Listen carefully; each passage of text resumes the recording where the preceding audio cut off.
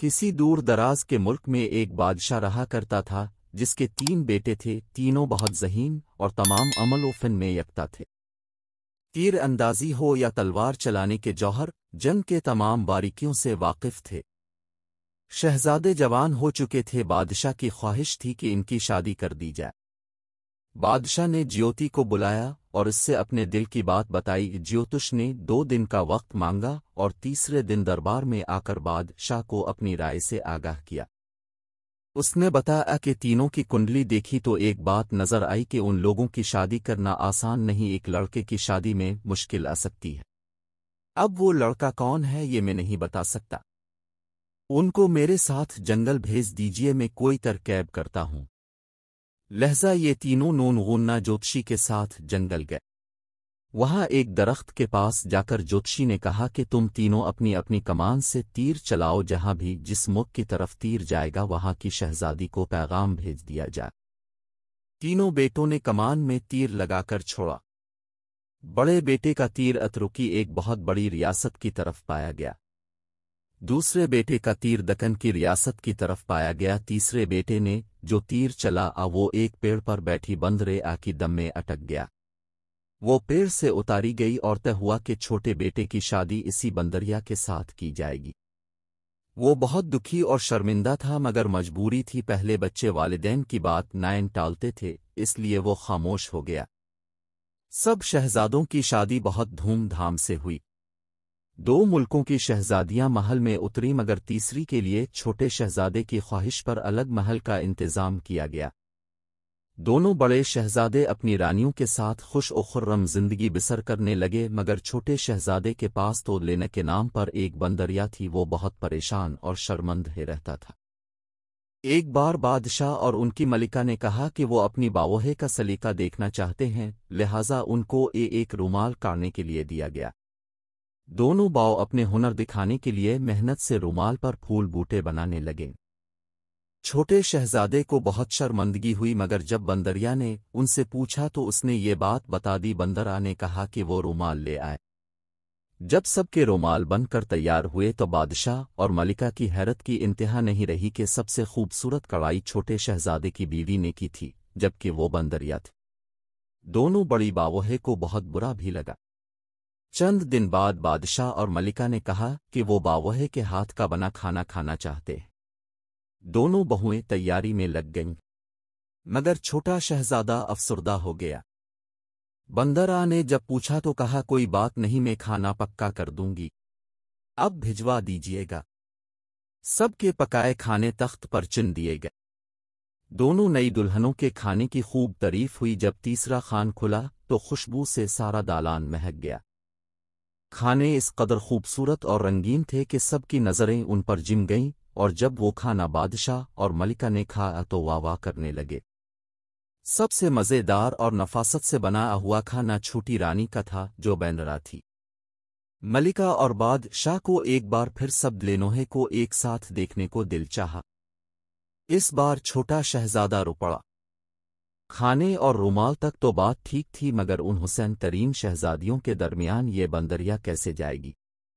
بندر کے پوچھنے پر شہزادے نے سارا ماجرا کہہ دیا۔ چھوٹی بہو نے تسلی دی اور وہ کہا شرط یہی ہے کہ آپ وہ نہ جائیے گا، میں ڈولی میں بیٹھ کر اکیلی ہی جاوے گی۔ شہزادہ پہلے ہی شرمندہ تھا، فوراً مان گیا۔ پہلے بڑی لینا سامنے آئے، بہت حسین لڑکی تھی، گلابی لباس میں سج رہی تھی۔ منجلی لینا نے ہرا لباس پہنا تھا اور بہت سارے زورت سے آراستہ تھی۔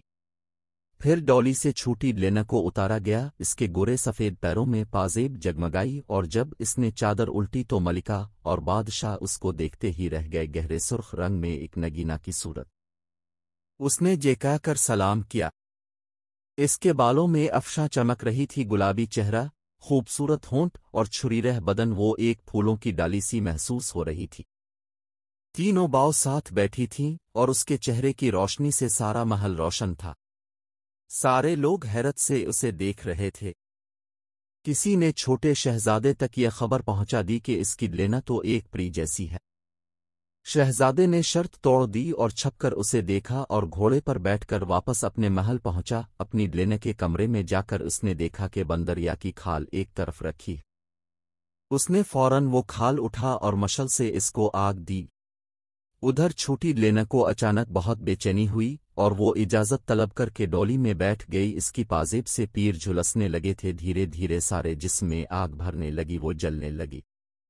डोली जब तक महल में पहुंची वो काफी जल चुकी थी। भागती हुई कमरे में आई और शहजादे से अपनी खाल खींच ली, मगर खाल का बहुत हिस्सा जल चुका था और वो भी बुरी तरह जल चुकी थी। वो जमीन पर गिरकर तड़पने लगी। शहजादा घबरा गया। हकीम बुलाए गए। सब ने इलाज की कोशिश की मगर जलन किसी तौर कम न हुई।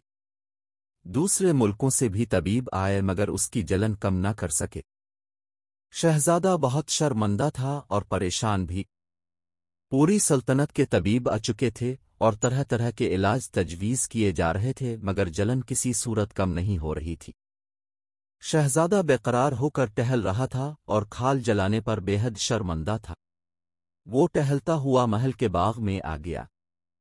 इसकी बेचैनी किसी तौर कम नहीं हो रही थी। एक बड़े दरख्त से टेक लगाकर खड़ा हो गया। इस दरख्त पर दो चिड़ियां आपस में बातें कर रही थीं। शहजादे ने ध्यान से सुना। वो कह रही थीं, वो बंदरिया नहीं पर सत्तान की शहजादी है। इसकी एक छोटी सी गलती पर इतनी बड़ी सजा मिली है, मगर उसने क्या गलती की थी कि इसको बंदरिया बना दिया? दूसरी चिड़िया ने पूछा। पिरिस्तान के लोग दुनिया में आना पसंद नहीं करती। यहाँ के लोग लड़ते झगड़ते रहते हैं, इसलिए पर सत्तान में किसी को इस दुनिया में आने की इजाज़त नहीं। मगर ये शहजादी कम उम्री और नासमझी में इस बात को अहमियत न दे सकी और दुनिया में आ गई। इसलिए इसको बंदरिया बना दिया गया ताकि ये कभी पिरिस्तान वापस न जा सके। मगर अब क्या होगा? इस जलन का कोई इलाज नहीं है क्या? इलाज तो है। इसी पेड़ के फल को पेश कर अगर जख्मों पर लगा आ जाए तो ठीक हो सकती है, मगर दुनिया वाले महंगी दवाएं तो खरीद लेते हैं, पेड़ पौधों की कदर नहीं करती जिनमें हर मर्ज की दो अलिफ। शहजादे ने चेहरा अपर उठाया और चिड़ियों का शुक्रिया अदा किया। पेड़ के फल चुनकर महल में वापस आ गया और नौकरों की फौज होते हुए भी अपने हाथों से वो पेश कर मरहम तैयार किया और जाकर अपनी लेना के जख्मों पर लगाया। हैरत अंगेज तरीके से जख्म ठीक होने लगे। 2 ही दिन में वो अच्छी हो गई मगर बहुत खामोश थी। तीसरी शाम जब शहजादा उसकी मसहरी के करीब करसी पर बैठा था, दरवाज़ा खुला और परसत्तान के राजा और रानी अंदर आ गए। कमरा उनके नूर से दमकने लगा।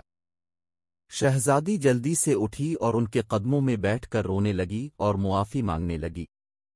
राजा ने इसको उठाकर गले से लगा लिया और बोले, बेटी, तुमने बहुत तकलीफ़ें उठा लें, अब तुम्हारी खता मुआफ़ हो गई है। कि रानी ने भी बेटी को गिले लगाया और शहजादे के सर पर हाथ फेरा। पिरिस्तान के राजा ने शहजादे को दुआएं दें और कहा कि अगर वो चाहे तो पिरिस्तान चले और वहीं जिंदगी गुजारे, असिया कोई तकलीफ नहीं होगी। मगर शहजादे ने सहवलत से इनकार कर दिया और कहा वो यहीं इसी मुल्क में रहकर अपने वालिदैन की खिदमत करना चाहता है।